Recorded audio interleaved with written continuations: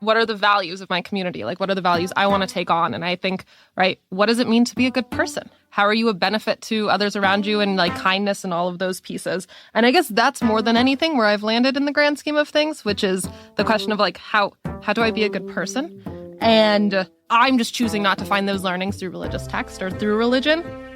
There are all these different facets of God, but there's also the tradition that we are all made in the image of God.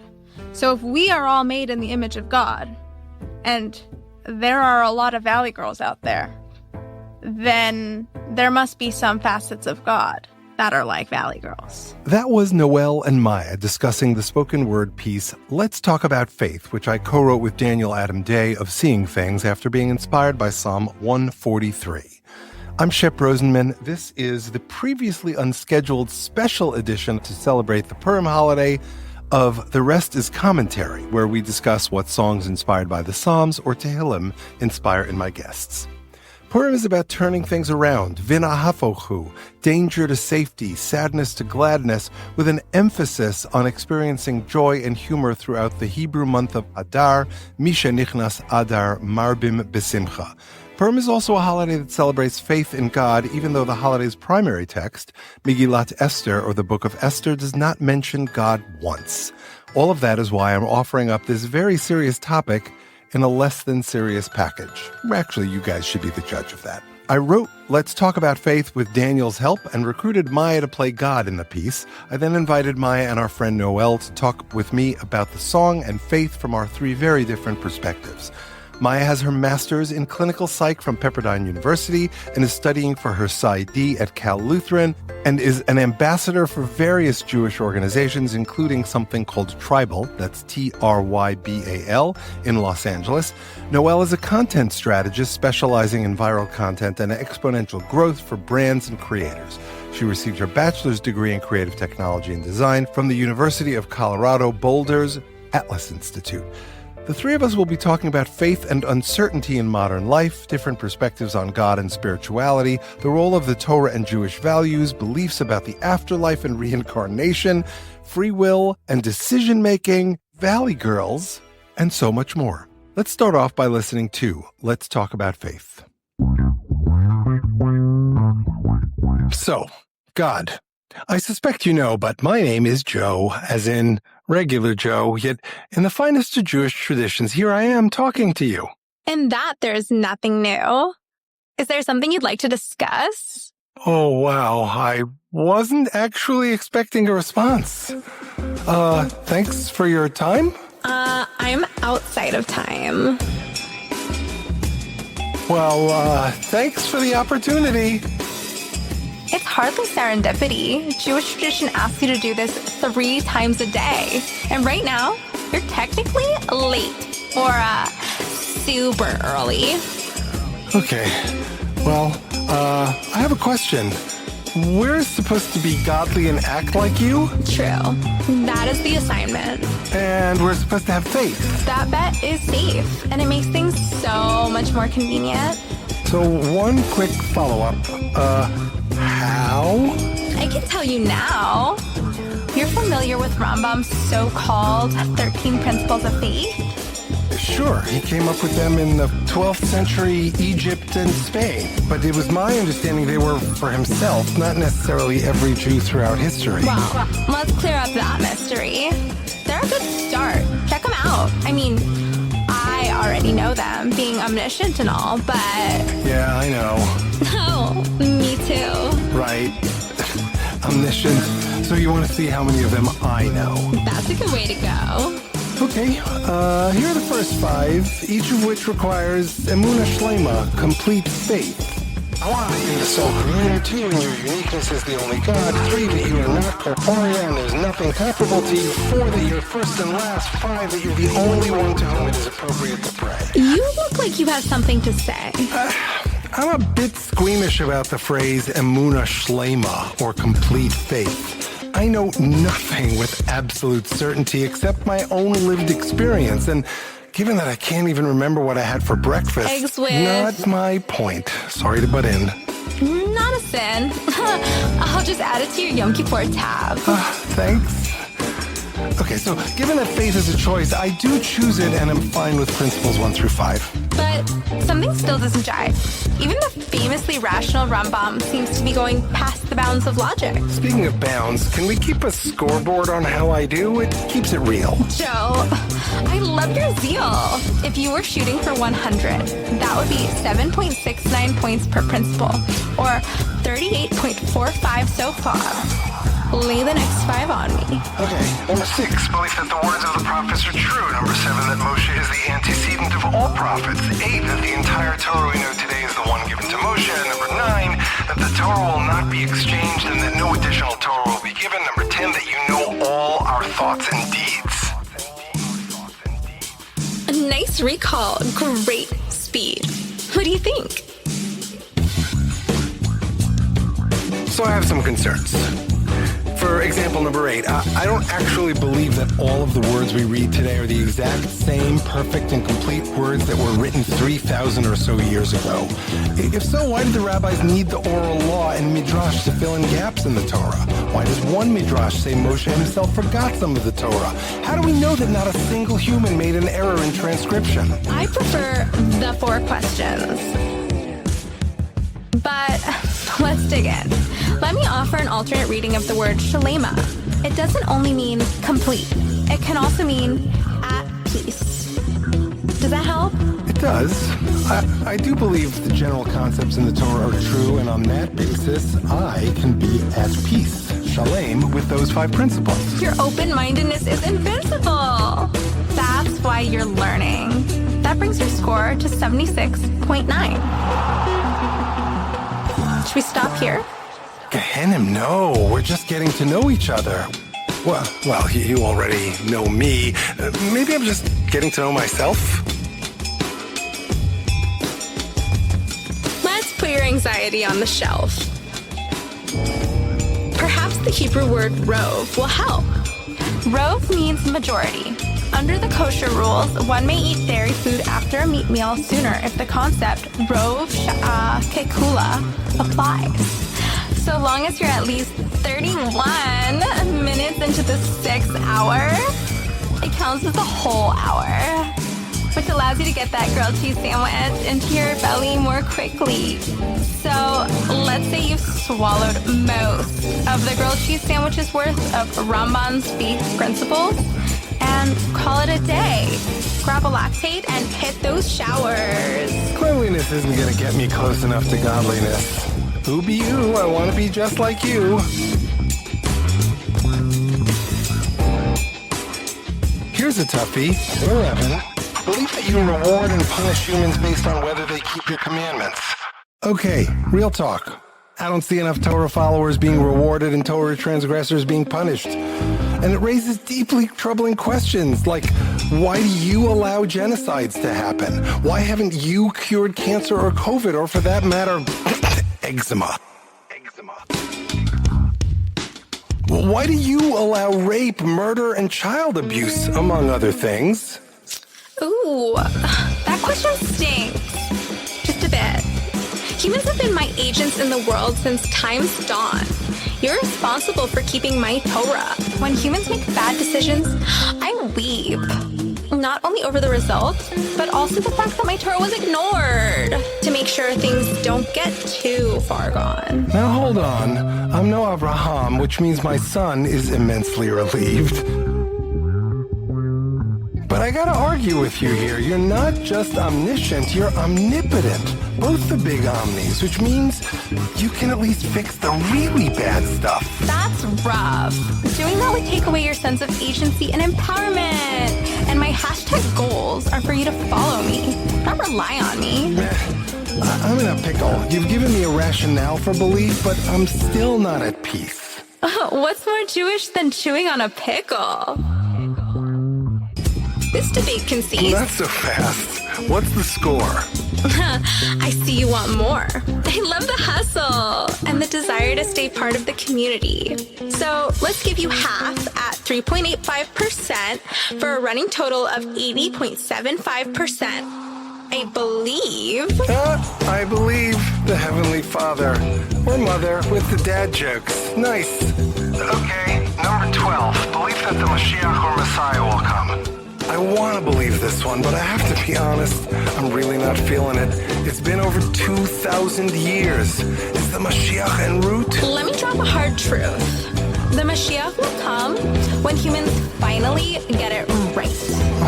I guess I'm deeply cynical we ever will. Just look at the last few years. October 7th, more anti-Semitism, more dictatorships, more lies, more hunger, more war, more crime, more hate. So fight cynicism with faith. As you said, that's a choice. You always have. I'm struggling with this one too. I'm sorry you're blue, but not sorry you're blue and white. That's why Jews are called B'nai Israel, the children of Israel. Just as your ancestor Yaakov wrestled with the divine to become Yisrael, your mission is to struggle. In that case, I'm nailing it. You are. Let's not quit. One more to go.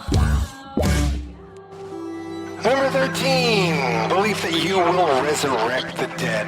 I get that you're so powerful you can bring the dead back to life, but it hasn't happened with anyone I've ever known of.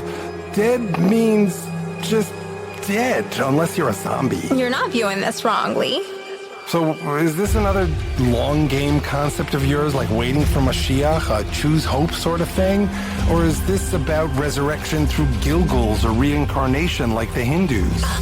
Girl. Let's keep this on Jews. Or perhaps it's a teku. Just wait for Mashiach to learn if it's true. Yes, triple rhyme. Anywho, in the meantime, you just have to live with the uncertainty. Or choose to believe. Or not. Can you live with that? Can I put a pin in that?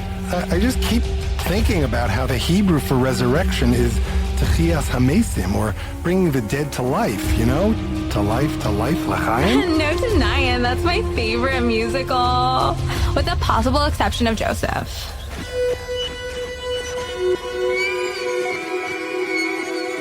So, might this go back to the choice Moshe offered us at the end of Devarim? That's chapter 30, 19, 20.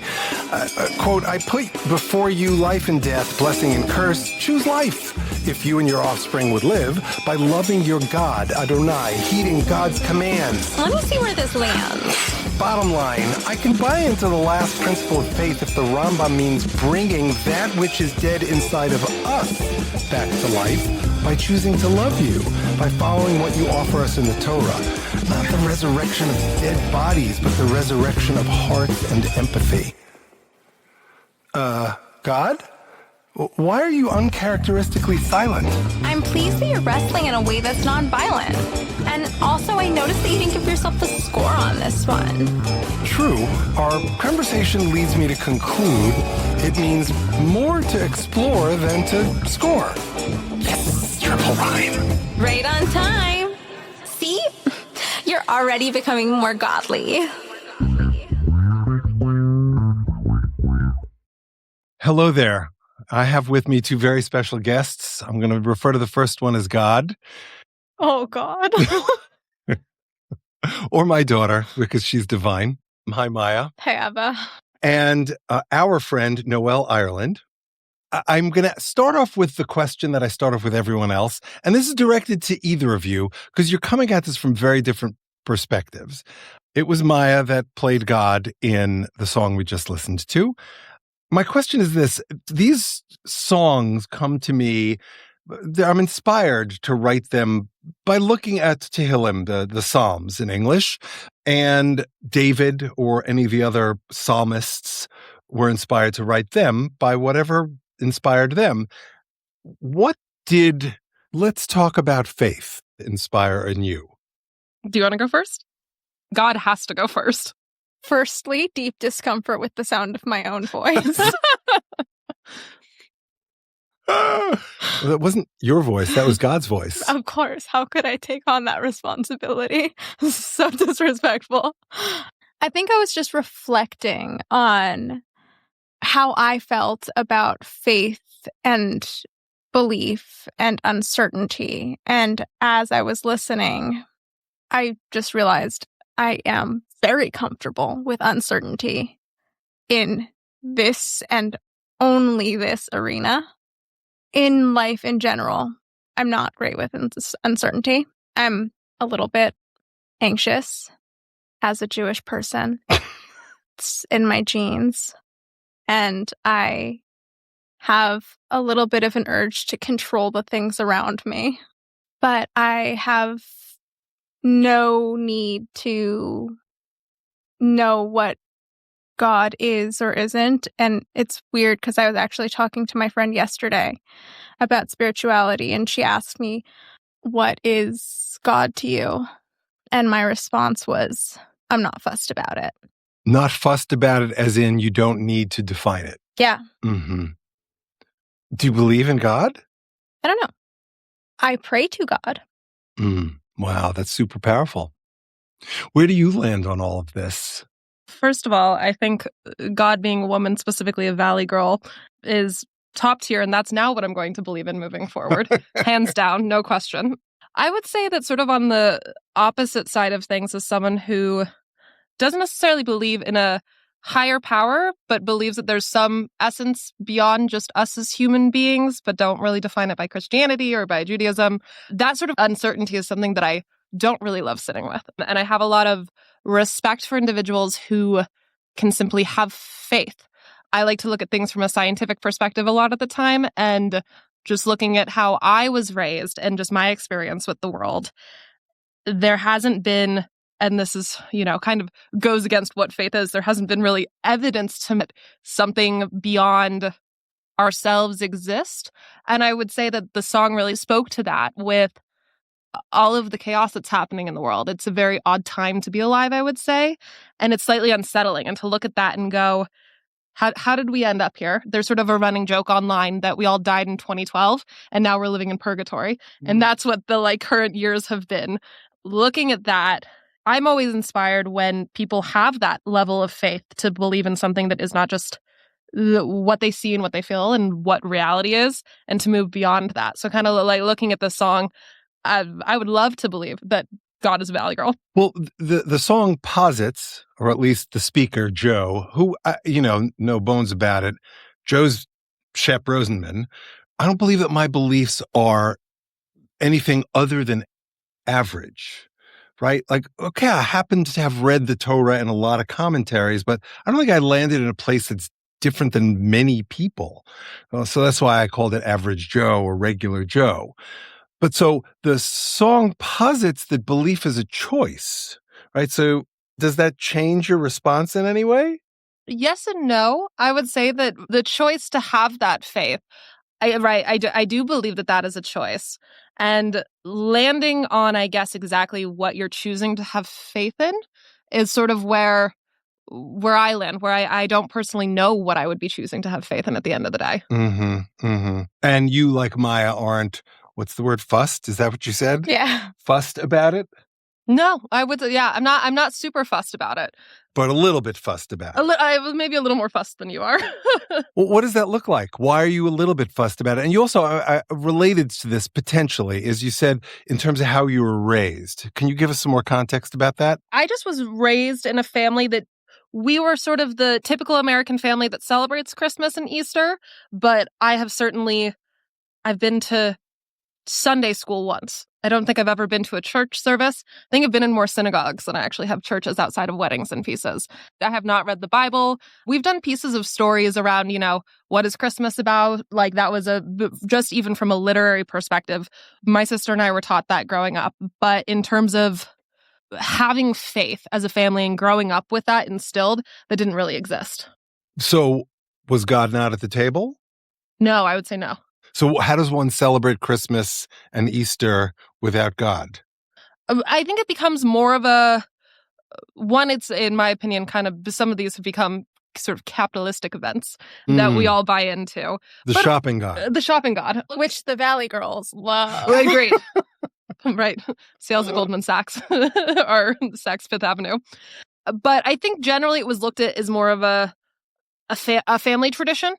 And sort of the values of we're spending time together and people have work off. And it's snowing and kind of those traditional hallmark events, but more looking at it from a coming together perspective rather than a Jesus died and then he was resurrected, like vibes. No, I get that. Oh, but in a way, it's not that everything is Jewish, but in a way, it's very Jewish. It's reminiscent of the thinking about the Sabbath by Rabbi Dr. Abraham Joshua Heschel and what Thomas Cahill called the gift of the Jews.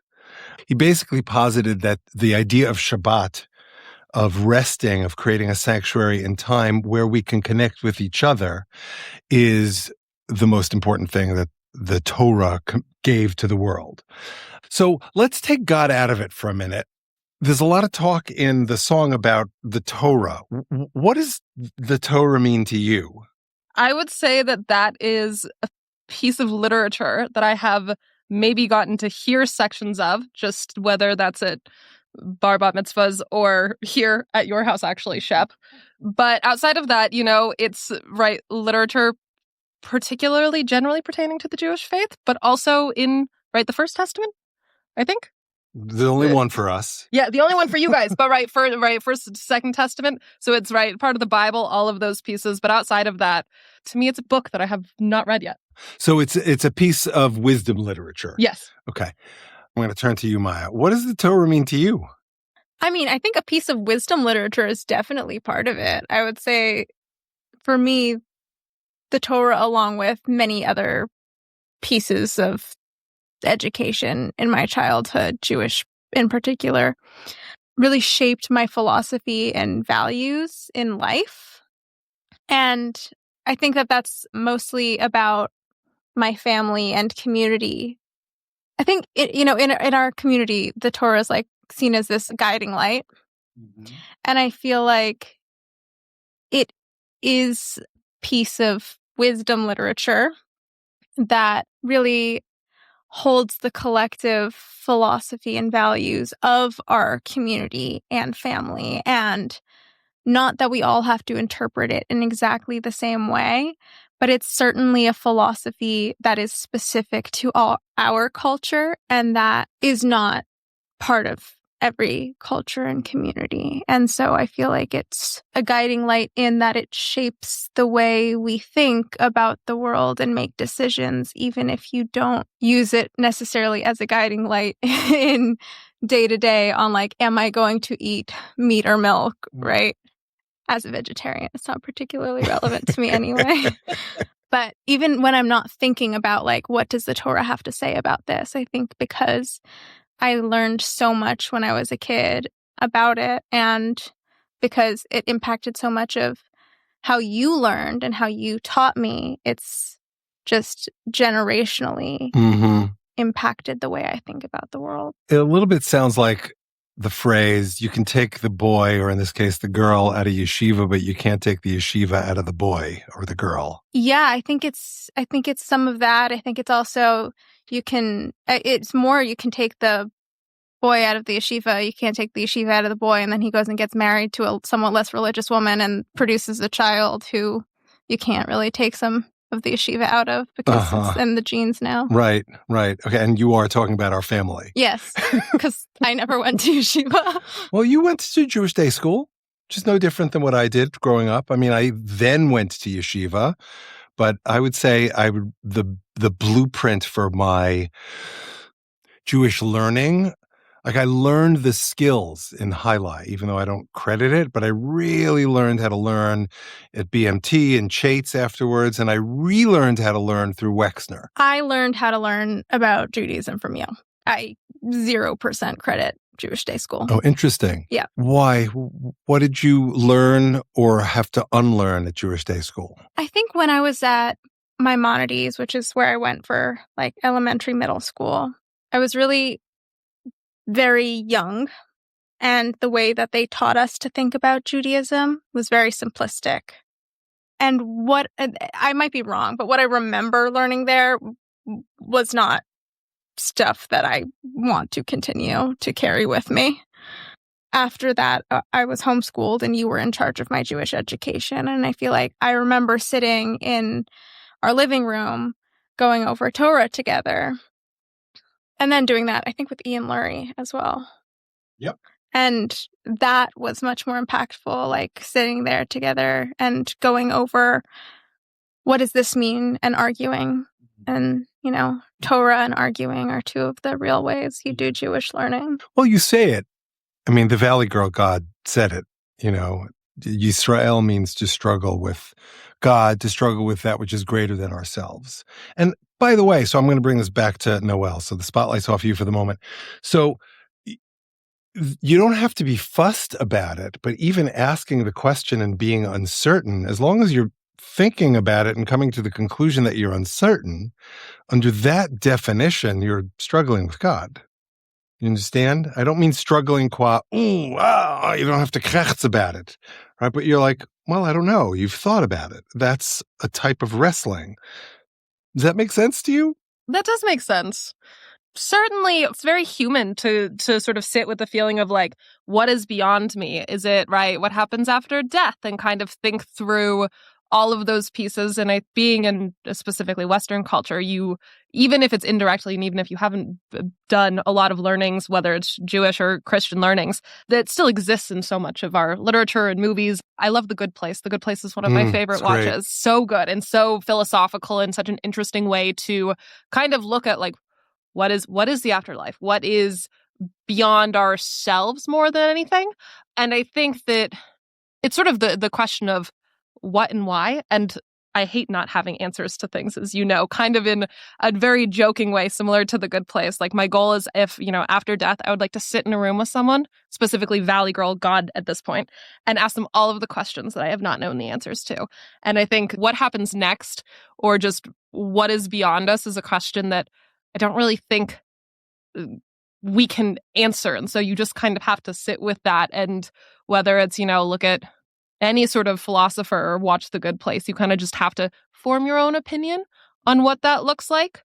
And I certainly have never really turned to more traditional institutions out of a mistrust of religious institutions. So a feeling of unsettledness, but also feeling settled with the fact that I don't know until I watch The Good Place and have a minor existential crisis of like, oh my God, what is next? Yeah, I had that one too. Say more.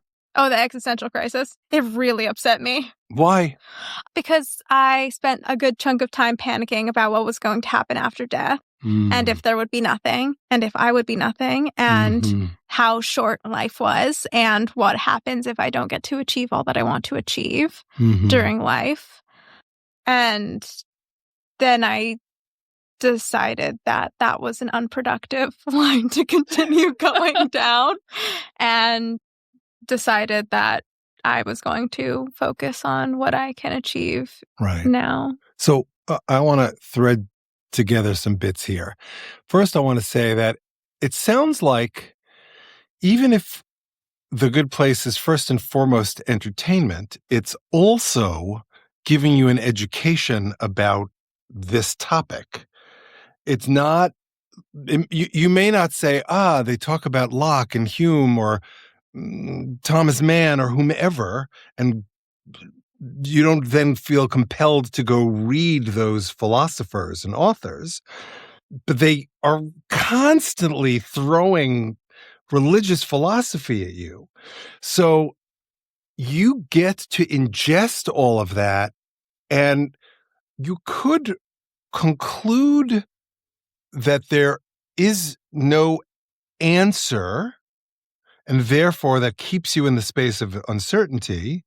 Or you could say, wow, so-and-so, pick the philosopher or actor, character, that really spoke to me. I'm going to choose to believe that. And, not making a decision is a choice too. So you're already in this process. And even if you end up with choosing uncertainty, that's okay. Right? Even if you're uncomfortable with it, because that's the choice you're making. But I guess my question to you is, since you started the podcast by saying you're uncomfortable with uncertainty, why do you choose to stay in it? I would say that really And again, kind of going back to the good places, and when we look at sort of like the wisdom teachings from whether it's the Torah or the Bible, for me, it just kind of boils down to, and Maya, you were sort of mentioning this, like, what are the values of my community? Like, what are the values I want to take on? And I think, right, what does it mean to be a good person? How are you a benefit to others around you, and like kindness and all of those pieces? And I guess that's more than anything where I've landed in the grand scheme of things, which is the question of like, how do I be a good person? And I'm just choosing not to find those learnings through religious text or through religion, but how do I be the best person to myself and to my community around me? And I guess that's sort of where I've landed in the grand scheme of things. I was fully expecting you to go there, and this is why I said I'm going to thread this together, because you, Maya, talked about essentially you want to do, right? And you talked about being. These are each action verbs, doing and being. Sure, you can be passive, but at the end of the day, Judaism is a religion of action. It's about engaging with that which we were commanded. And one of the first of those commands are Mil'u et ha'aretz v'kivshuha, fill the earth and conquer it. Now, conquer it doesn't mean conquering as in a sword or a rocket launcher. It means planting seeds and tilling the earth and turning hard things to get out of the ground that when they come out, they're hard, into something that can be soft and molded. I'm specifically thinking of wheat here, right? Or any other vegetables, like, you're going to have thorns, even if you're taking out a cucumber, it's rough. I think that that's the basic concept, the Jewish life that the Torah is trying to tell us. The world has crap in it and it has good stuff in it, and we've got to mold it into the best possible thing that we can. So you each connected to this notion of being a good person and being a community, and like being part of a community. I think from where I sit, and this is language I often use about your mother, Maya, Mom sees God in the community. There's no like old man in the sky, right? For me, there's no old man in the sky, but there's something. I don't know what it is. And the first of the 10 commandments is, Anochi Hashem Elokecha, Asher hotziticha me'eretz Mitzrayim mibeit avadim. I'm the Lord your God who took you out of the land of Egypt from the house of slavery. And when Moshe, earlier in the story, Moses asks God, tell me your name being synonymous with how are you defined? God's response is, Ehyeh asher ehyeh, I'll be what I will be. Now, that could mean a million different things. Or my rabbi, I don't know if you consider her your rabbi too, Rabbi Browse. Sure, yeah. Says, Ehyeh asher ehyeh means I am becoming, right? So God is this constantly evolving construct. For me, like, I can't say, here's the definition of God, but I can say that there is something out there that I can't describe. I can't say what God does, but I can say that there is, for me, like in my kind of theology, in my world. And in the same way, I can't say, do I know if there's an afterlife? I don't know. I certainly want to believe that there is one, but in the song, like this particular topic, Tchiyat HaMetim, the resurrection of the dead. Like, sure, I want to believe that I'll get to see my parents again and give them a hug. It might mean that our non-corporeal bodies give each other a hug in the afterlife. Maybe. It might mean that when we achieve the Messiah, that there will be some kind of coming together. It also could be that as energy evolves, we'll encounter each other in some way. Like, I have no freaking clue what's going to happen. But I'm open to the possibility for me. What do you believe about the afterlife, if anything?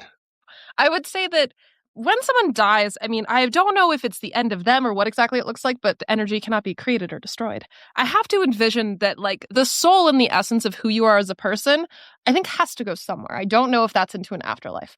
I don't know if that's into a space that looks like the good place. I don't know if the essence gets to float out somewhere and land in a tree or, someone being reborn. So I don't know exactly where that essence goes, but I guess I kind of have to, like, honestly hope a little bit that it doesn't just simply disappear into nothingness. It doesn't just get snuffed out even when our physical bodies die. So I don't know entirely where it goes or like what happens. But you're confident that something happens. It's not just like curtain, fade to black, and out. I guess I wouldn't say that I'm certain, but I guess I would be hopeful. I would be disappointed to know that it's like, yep, and then that's it. But exactly what that looks like, I don't know. So to quote the song, that's a choose hope sort of thing. A little bit, yep. Uh-huh, okay. Go ahead, Maya. I pray to God. I am agnostic, and I am more confident that there is probably nothing after. Why do you pray to God if you're agnostic? Because I don't know that there isn't one, and I like the idea of a God. I like the idea of there being something after, and that's my way of choosing hope. Mm-hmm. But you're confident that there is nothing afterwards. Fairly certain. Okay, I'm not certain. I'm not agnostic. I'm not atheist. I think that it's more likely, based on, probabilities and statistics and what we know of science, that there's a greater likelihood that there is not anything after. And while I don't love that, I would prefer there to be something after. I am okay with it if that ends up being the case, because I think that the likelihood that I exist as I am, as this collection of cells, as this energy, as all of my ancestors deciding to get together, as all of the chemicals that have made me up, happening to be together on this particular planet in this order is so, so low. So the fact that I get to exist at all is such a gift. And so being able to have existed for whatever time I get to exist for, that's wonderful. Mm-hmm. And I'm not going to say, it's not enough. Wow. That's so powerful. It's a beautiful articulation of choose life, which is, I mentioned the basic principle about, conquering the land. But at the end of Deuteronomy, Moses says, I place before you blessings and curses, choose life. And the literal meaning is choose life, choose to live. Like Maya was saying, the rabbis interpret that as follow the Torah, that's what it means to choose life. For all these songs, I do these source sheets, and putting this one together, I looked for some really interesting quotes from some of the great thinkers. I look through some of the books I have. So for this one, I looked through Soloveitchik's Halachic Man. I looked through some Rabbi Sachs, some Yitz Greenberg, some Natan Lopez Cardozo, and they all have these different articulations about choosing life, about the importance of taking action to bring that back into the conversation. So under these theories, under these thinkers' rubrics, Jewish, not Jewish, doesn't really matter. It's about how you act, how you behave. So ultimately, I think that they're saying the same thing, having studied these texts for a massive number of years as you are, and you've had exposure to them, but you've not kind of done deep academic dives into them. I think that I've come to it more from the perspective of, like I said, of science, of looking at authors like Bill Bryson. And right. I'm going to quote to you Rabbi Cardozo. It's from The Risk of Faith and the Courage to Choose. Rabbi Cardozo says, the words, quote, I believe with perfect faith, so that's from Maimonides' 13 Principles, Ani ma'amin be'emunah shlema, are not a declaration. They are a prayer. Oh, that I may believe. Right? And it goes back to this notion of choice. I mean, we each approach this every day, right? We're living through a time where ICE is randomly attacking a whole bunch of people, and I don't mean ice qua frozen water, and where Iran is going through what it's going through, suppressing all the people it's suppressing, where there's conflict still, even though the war is over, between Israel and Gaza, and on and on and on. We each choose to believe something. right? In order to get out of bed, you have to make the choice. Today's going to be a better day, or even if I'm just going to keep my head in the sand because I can't handle the news, which is something I do regularly these days. So we're making choices about what we're going to believe in those moments. Is that a conscious thing for you, or is it only those of us who are over 60? Can you specify what is the conscious thing? Making a choice to believe that today is going to essentially be a better day or a day that I can tolerate. Because otherwise you wouldn't get out of bed. No. Say more. I have things to do. Okay. I say that like not as flippantly as it sounds, but from perspective of acceptance and commitment therapy, there's a focus on living your life according to your values and taking actions that are in accordance with those values.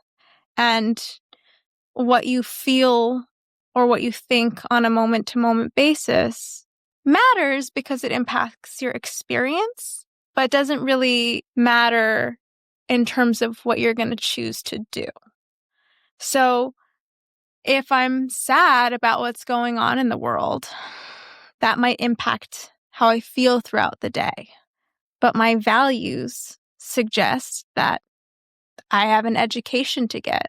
I need to meet my commitments. I want to see my family. And so my actions will reflect those values. Mm-hmm. Is that a line for you? I would say that I don't necessarily just thinking about like waking up this morning, I don't necessarily think that today is going to be better than yesterday. And I have a lot of, I think, like fear around just the direction, even like we're seeing things going. And I don't know if things are going to be okay. But kind of as you were touching on, it's sort of what is one within my own control, because you can easily let that swallow you. And I don't know if today is going to be better than yesterday, but I can try to, within my own little world, try to be impactful, whether it's through, actions or community or, the decisions that you're choosing to make. That still holds weight in my day-to-day decisions on following through on my commitments or creating, having deep connections with others and all those pieces that I don't know if every single day is getting better. I actually think it's getting worse a lot of the time. But within my sort of experience of reality, I can only do as much as I have control over and have the ability to do to try to create positivity and be a positive impact on those around me and those that I care about. Mm-hmm. And so I think that's kind of where the decision to get out of bed comes from. But if you think things are getting worse, there's an arc to that. I mean, I think things may eventually get better. I think, right, and we'll see. But I don't know when that will be, is the thing. Is that, right, I feel like even if we, not to get too political, but, 2016 was 2016 to 2020 was a whole, era in time that was not necessarily pleasant for everyone. And then COVID happened, and that was a weird experience, or that was sort of the same time COVID happened. And now here we are with ICE happening, just so many other pieces in the world that I think it's naive to assume that, it's a little naive to be like things are just going to get better because they're not really right now. Well, I also think that some of it is context. And I was having this conversation with a friend of mine the other day. Not everybody has a problem with ICE and what Trump's doing. I think our community and friends largely do. But the counter argument, and this is from someone who's a giant liberal, maybe even a progressive, said, you need to put it in context. We are not living in Iran right now. If we were truly living under an authoritarian regime, we could not be having this conversation. So it's important to recognize that while there may be authoritarian tendencies and that there are things that we don't like about this particular administration, we're still living within the penumbra of democracy. Look, it could be that we're heading towards Iran, or it could be that at the end of his term, Trump won't insist on staying as the president, and there will be an election, and whoever is in there next won't have authoritarian tendencies, whether it's Democrat or Republican. Could be. We just don't know. Do you have any questions about the the song that you listen to? I would love to look at like a set of the lyrics because it's such a dense song about, right, what 13, what is it? The 13? 13 principles. Right. I don't know the 13 principles. And so List them, Abba. 1 through 5 are that you are the sole creator. In your uniqueness as the only God, that's number 2. Number 3, that you are not corporeal and there is nothing comparable to you. 4, that you're first and last. 5, that you're the only one to whom it is appropriate to pray. These are my summaries. What was 3 again? 3 was that you are not corporeal and there is nothing comparable to physical. You. Thank you. Thank you. I was asking for a definition. Okay, no, I don't have questions on the first 5, I don't think. Do you? Maya? No. Those are very standard Judaism ones. Yeah. Okay, 6, belief that the words of the prophets are true. 7, that Moshe is the antecedent of all prophets, the first prophet. That the entire Torah we know today is the one given to Moshe. 9, that the Torah will not be exchanged and that no additional Torah will be given. That's a response to the New Testament. 10, that you know all our thoughts and deeds. Gets into some free will stuff. I have free will as my favorite conversation. Did you want to get into free will, Maya? Do you want to go into free will? You brought it up. I was clarifying. Do we have free will? That's the real question. Well, do we? I have to believe yes. Otherwise, what is the point of living in existence and making choices? Maya, you okay with that? I wrote a paper about the neuroscience of this. So the neuroscience of it suggests that there isn't or there is? There's arguments for both. There's a study that was done that showed the fMRIs could... Or fMRIs. Functional magnetic resonance imaging machines. So the things that can look at your brain could tell what decision you were going to make before you realize that you were going to make it consciously. If your brain is making a choice before your consciousness realizes that you are making a choice, is that free will? I mean, I think yes. I think that's just chemistry and how the body functions. I have to assume that I have free will to like choose to kick you right now. Otherwise, rather than believe that simply because I was born on a specific day and sort of like ever since the start of time, everything else has been planned out or we're living in some simulation of the Matrix. Even if my brain is making a decision before I consciously have made the decision, my brain is still making the decision. It's not a domino effect of because you wore pink today. That is the reasons why I ordered eggs Benedict. Right? There has to be free will. So there was a further study that said that they can tell when you're making decisions in advance, but only decisions that are simple, not complex decisions. So if the complex decisions that are impacted by human experience are not predictable, then I would argue that we have free will. Mm-hmm. So you both land in the same place, but possibly for slightly different reasons. I would say yes. I just didn't give her all the information up front. How do you make that dovetail with the idea that God knows everything, including all of your choices that you're going to make? I feel like this is normal parenting. I mean, my parents often knew what decisions I was going to make and disagreed with some of them and didn't stop me, right? Like that's parenting. You're like, okay, some of your decisions are dumb, some of them are smart, and you're gonna do what you're gonna do, and I'm gonna be here to help you at the end of the day. But like knowing that someone's gonna do something stupid and letting them do it anyway, or knowing that someone's going to do something smart and letting them do it anyway, doesn't mean that you've made a decision for them. It just means that you know. Yep. And that aligns with some really important philosophy discussions that the Rambam, again, same guy, has. It's Maimonides. Do you feel the same way? One of the beautiful things about making a dumb decision is that hopefully, you learn from that dumb decision and you get to see like what the repercussions, and then you get to make more effective and intelligent decisions moving forward. Not all of us always do that, but we try our best. I think kind of like to your point about parenting, it's, sometimes you have to be the one to make the decision and you hopefully improve from that generally, right? If you fail, ideally you get back up and you learn from that experience and failing is a good thing. And making the wrong decision is a good thing because hopefully you come out the other end realizing other alternatives to make those decisions. And I think, again, your parenting metaphor was great because it's important to have those experiences. Otherwise, you wouldn't grow as a person. That makes a lot of sense. So why were you so tickled by the Valley Girl God? To quote Ariana Grande, like God, right, it's way more fun to think God as a woman, even if I don't necessarily believe in God. And also, it's just really fantastic to hear Maya do that accent. It's a very unconventional way to sort of paint the man in the sky or whatever, the traditional visual that we see in media and that people have in their heads. And so it's a very fun representation, and I think a very nuanced way.